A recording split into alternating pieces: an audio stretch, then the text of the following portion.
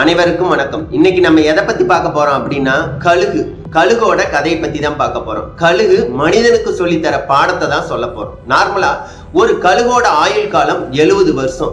முதல் 40 வருஷம் ஒரு வாழ்க்கையும் அடுத்த 30 வருஷம் அடுத்த வாழ்க்கையும் வாழும். இந்த முதல் 40 வருஷம் முடிஞ்சு போன பிறகு அந்த கழுகு எப்படி இருக்கும் அப்படின்னா, தன்னுடைய அழகு நீண்டு வளைஞ்சு போயிடும்.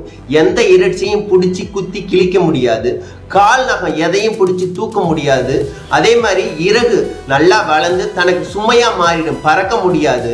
அப்ப அந்த கழுகுக்கு 2 ஆப்ஷன் தான் இருக்கு. ஒண்ணு தானே செத்து போறது, இன்னொன்னு அடுத்த 30 வருஷம் வாழ்றதுக்காக தன்னை மேம்படுத்தி கொள்றது.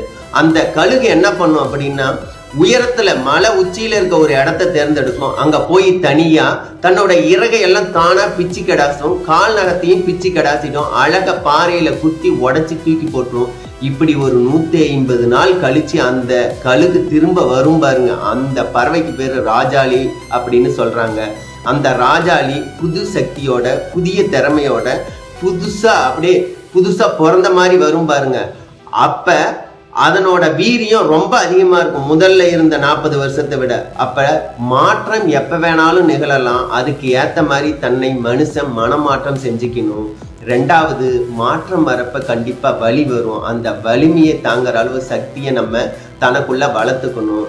3வது விஷயம், ஃபர்ஸ்ட் மாற்றம், 2வது வலி. இதை 2ஐயும் கடந்தாதான் வலிமை வரும். எதையும் தாங்கும் இதயம் கண்டிப்பா உங்களுக்குள்ள வரும்.